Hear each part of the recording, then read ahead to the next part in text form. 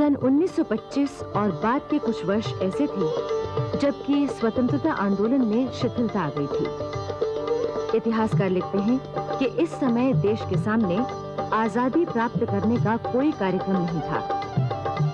आम कांग्रेसी चरखा काट रहे थे, गांधी जी दक्षिण में भ्रमण कर रहे थे और स्वराज्य दल के लोग काउंसिलों में बहस कर रहे थे। ऐसे समय में क्रांतिकारी दलों ने अपने को संगठित किया। शचीन्द्रनाथ सान्याल, राम प्रसाद बिस्मिल, राजेंद्र नाथ लाहिड़ी, अशफाक उल्लाह आदि इस दल के प्रमुख कार्यकर्ता थे। उनकी गतिविधियों से ब्रिटिश शासन चौंक उठा था। दूसरी ओर स्वामी श्रद्धानंद जैसे समाज सुधारक दलितों के उद्धार और हिंदू मुस्लिम एकता के कार्य में जुटे हुए थे। स्वामी श्रद्धानंद गांधी जी की प्रेरणा से सन 1919 में सत्याग्रह में शामिल हुए थे। 30 मार्च 1919 को जब सत्याग्रहियों के जुलूस को सैनिकों ने रोका था, तो स्वामी श्रद्धानंद ने उनके संगीनों के आगे अपना सीना अड़ा दिया और बड़े ऊंचे स्वर में कहा था, लो मार दो, और वहीं खड़े रहे। उनके तेजस्वी व्यक्तित्व और गंभीर स्वर के सामने सैनिक सहम कर रह गए थे। स्वामी श्रद्धानंद के कार्यों से प्रेरित होकर उन्हें दिल्ली की जामा मस्जिद की सीढ़ियों से व्याख्यान देने के लिए बुलाया गया था। शायद भारत ही नहीं, इस्लाम के इतिहास में इस तरह का ये पहला मौका था। किंतु सन 1923 में स्वामी श्रद्धानंद ने कांग्रेस से इस्तीफा दे दिया। उनका कहना था, राजनीति के कार्यों के लिए तो बड़े-बड़े लोग मौजूद हैं। मैं ब्रह्मचर्य और दलित जातियों के उद्धार के लिए काम करूंगा। सन 1926 में एस श्रीनिवास अयंगार की अध्यक्षता में कांग्रेस का अधिवेशन गुवाहाटी में हुआ। किंतु उससे एक दिन पूर्व ही समाचार आया कि स्वामी श्रद्धानंद की हत्या हो गई है। इससे अधिवेशन फीका पड़ गया। कांग्रेस के सभापति को हाथी पर बिठाकर जुलूस निकालने का कार्यक्रम रद्द कर दिया गया। महात्मा गांधी ने स्वामी श्रद्धानंद के बारे में शोक प्रस्ताव रखा और मोहम्मद अली जिन्ना ने उसका समर्थन किया। अब यह भी जरूरी समझा जाने लगा था कि मजदूरों के हितों की भी चिंता की जाए। सन 1926 में मद्रास में इसी उद्देश्य से मजदूर किसान पार्टी का गठन हुआ।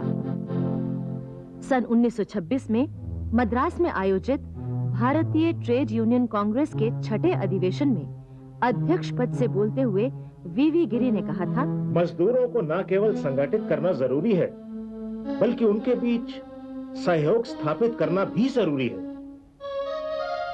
उधर किसानों के अधिकारों की लड़ाई गुजरात में वल्लभ भाई पटेल भी लड़ रहे थे। खेड़ा सत्याग्रह के दौरान वल्लभ भाई ने कोट पैंट टाई त्याग कर किसानों की पोशाक धोती कुर्ता अपना ली थी। अहमदाबाद की प्रसिद्ध कपड़ा मिल मजदूर हड़ताल में भी वल्लभ भाई ने गांधी जी के साथ उल्लेखनीय कार्य किया था। नागपुर के झंडा सत्याग्रह का नेतृत्व भी वल्लभ भाई ने किया था, जिसमें ब्रिटिश सरकार को झुकना पड़ा था और इससे वल्लभ भाई को देशव्यापी ख्याति मिली थी। सन 1927 में गुजरात के किसानों पर सरकार ने लगान की दर बढ़ा दी।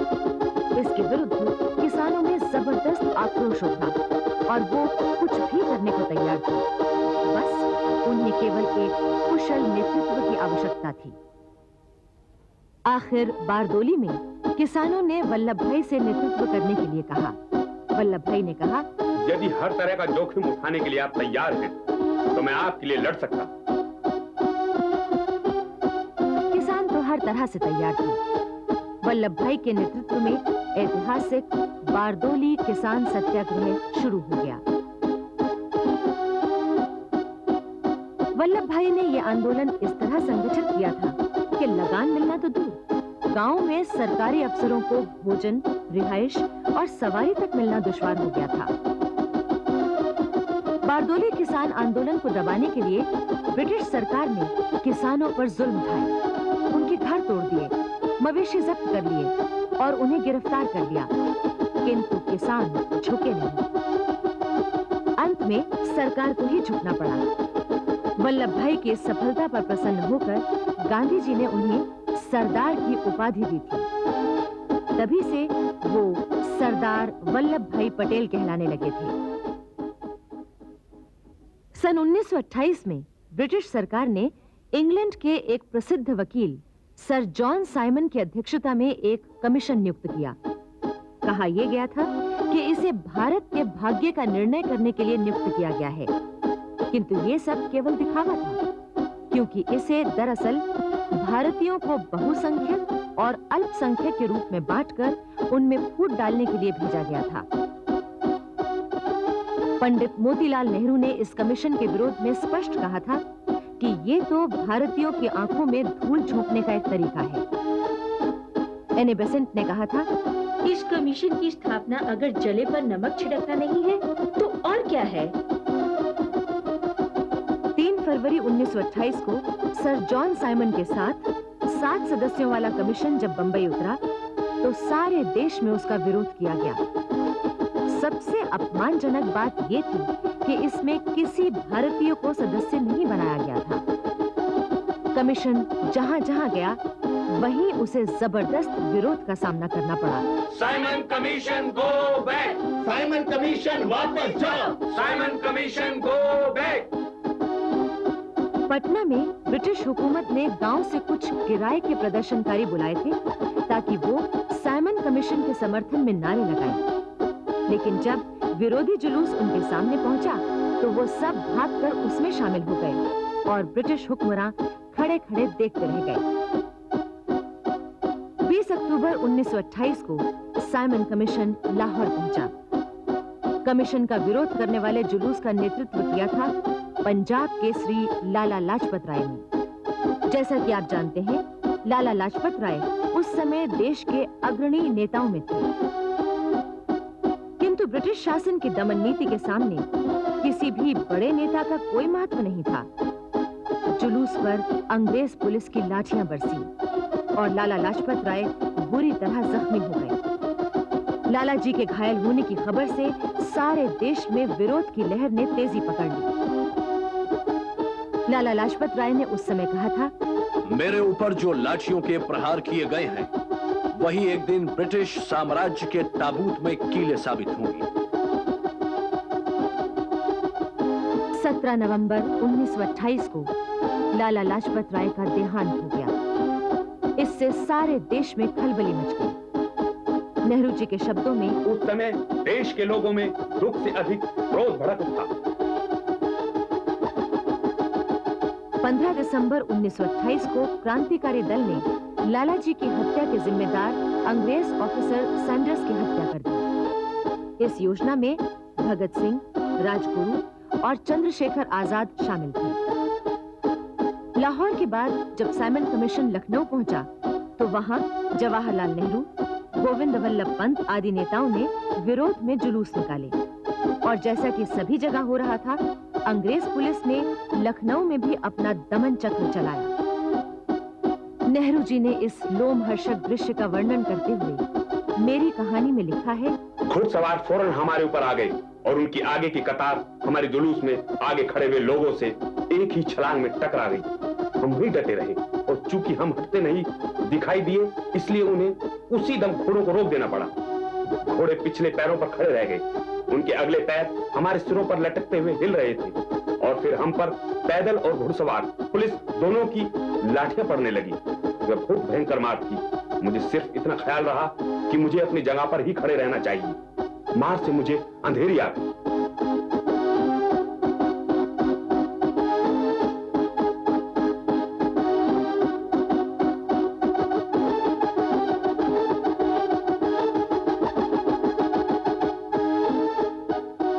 कभी-कभी मन ही मन गुस्सा और उलटकर मारने का ख्याल भी आया। मैंने सोचा कि अपने सामने के पुलिस ऑफिसर को गिराकर घोड़े पर खुद चढ़ जाऊं। ये कितना आसान था, मगर लंबे अरसे की तालीम और अनुशासन ने काम दिया। इसके अलावा मैं अच्छी तरह जानता था कि अगर हमारी तरफ से कुछ भी मुकाबला हुआ तो ये भीषण दुर्घटना हो जाएगी, जिसमें हमारे आदमी बड़ी तादाद में गोलियों से भून दिए जाएंगे। लखनऊ के इस जुलूस में नेहरू जी के साथ गोविंद वल्लभ पंत भी थे। उन्हें तो और भी ज्यादा चोटें आई थी, इतनी कि बहुत अरसे तक उन्हें इतना दर्द रहा, इतनी तकलीफ रही कि वो कमर भी सीधी नहीं कर सकते थे।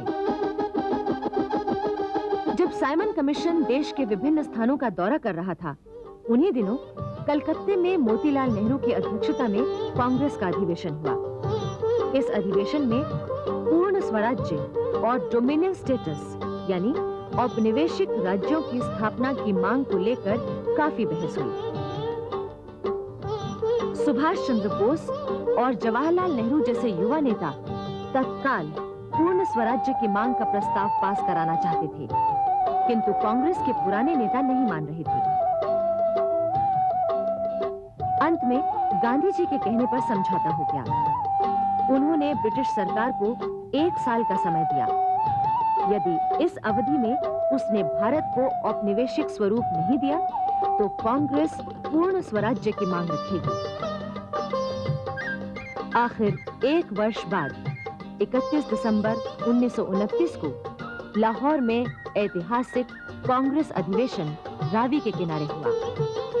ठीक आधी रात के समय, जब एक नया वर्ष जन्म ले रहा था, बड़े ही जोश भरे वातावरण में पूर्ण स्वराज्य का ऐतिहासिक प्रस्ताव स्वीकार किया गया। प्रस्ताव में कहा गया था, हमारी आस्था है कि अन्य देशों की तरह भारतवासियों का ये जन्मसिद्ध अधिकार है कि स्वाधीनता प्राप्त करें, अपने परिश्रम के फल का उपयोग करें और जीवन की आवश्यकताएं पूरी करें ताकि विकास की समस्त सुविधाएं उन्हें मिल सकें। हमारा ये भी विश्वास है कि यदि सरकार जनता के इन अधिकारों को छीनकर उसका दमन करती है तो जनता को ये भी अधिकार जाता है कि वो उस सरकार को समाप्त कर दे या बदल दे। भारत में अंग्रेज सरकार ने भारतवासियों की स्वतंत्रता मात्र का अपहरण ही नहीं किया, बल्कि उसने जनता का शोषण अपना अधिकार बना लिया है। हमारी ये भी आस्था है कि भारत को ब्रिटेन से संबंध विच्छेद कर पूर्ण स्वाधीनता की संप्राप्ति करनी चाहिए। लाहौर अधिवेशन में पूर्ण स्वराज्य की मांग के साथ ही उस समय के सबसे युवा राजनीतिज्ञ जवाहरलाल नेहरू को राष्ट्रपति चुना गया था। प्रस्ताव में यह भी निश्चय किया गया था कि 26 जनवरी को हर वर्ष स्वाधीनता दिवस मनाया जाएगा। तब 26 जनवरी 1930 को सारे देश में स्वाधीनता दिवस मनाया गया और जुलूस निकाले गए। इससे लोगों में नया जोश आया। जवाहरलाल नेहरू का इस अवसर पर शानदार स्वागत हुआ था। ऐसा शानदार जुलूस निकला था कि माता स्वरूप रानी ने जब एक अटारी से उस जुलूस को देखा तो वो गदगद हो उठी। अपने पुत्र की जय जयकार से उनका मन हर्ष से पुलकित हो उठा था। आंखों से अश्रुधारा प्रवाहित हो उठी थी। लाहौर कांग्रेस के दौरान एक और उल्लेखनीय घटना हुई। उसमें भाग लेने के लिए सीमा प्रांत से बहुत से लोग आए थे। इस प्रांत से यूं तो खान अब्दुल गफ्फार खां कांग्रेस के अधिवेशनों में आकर हिस्सा लिया करते थे, मगर लाहौर में पहली बार सीमा प्रांत के सच्चे नौजवानों का एक बड़ा दल आया। वो वहां से ये ख्याल और जोश लेकर गए कि वो आजादी की लड़ाई में सारे हिंदुस्तान के साथ हैं। इस तरह 1930 से सीमा प्रांत के लोग आजादी की लड़ाई में महत्वपूर्ण और बड़ा हिस्सा लेने लगे। आखिर ब्रिटिश सरकार ने पूर्ण स्वराज्य की मांग नहीं मानी। असेंबली के तमाम मेंबरों ने इस्तीफा दे दिया। सुभाष चंद्र बोस और उनके 11 साथियों को भी गिरफ्तार कर लिया गया। पूर्ण स्वराज्य की मांग न माने जाने पर कांग्रेस के लिए यह जरूरी हो गया था कि वो अपना संघर्ष तेज कर दे। गांधी जी और अन्य नेताओं ने यह विचार किया कि अब देश को एक साथ जगाना है, सबको साथ लेकर चलना है। यह भी तय किया गया कि ऐसे प्रयास किए जाएं जिनसे ब्रिटिश सरकार के हाथ पांव फूल जाएं और व्यवस्था संभालने में वो अपने को कमजोर महसूस करे। 15 फरवरी 1930 को कांग्रेस की कार्यकारिणी समिति ने अहमदाबाद में सत्याग्रह आंदोलन आरंभ करने का प्रस्ताव पास किया। गांधी जी ने वॉयसरॉय को पत्र लिखकर समझाने की कोशिश भी की ताकि आंदोलन की जरूरत ना पड़े, पर उसका कोई असर नहीं हुआ। तब गांधी जी ने नमक कानून तोड़ने के लिए जनता का आह्वान किया। उन्होंने कहा, पानी के बाद नमक ही सबके लिए सबसे जरूरी चीज है। उस पर सरकार को टैक्स लगाने का कोई अधिकार नहीं है। इस टैक्स से लाखों भूखों, बीमारों और विकलांगों तथा बेसहारा लोगों पर असर पड़ता है। दुनिया में इससे बड़ा अमानुषिक टैक्स और कोई नहीं हो सकता। गांधी जी द्वारा नमक कानून तोड़ने का यह आंदोलन अहिंसक होने वाला था, किंतु जैसा कि जवाहरलाल नेहरू ने मेरी कहानी में लिखा है, कांग्रेस अधिवेशन में प्रदर्शित उत्साह के बावजूद कोई ये नहीं जानता था कि संघर्ष के कार्यक्रम में देशवासी कहां तक साथ चल सकेंगे।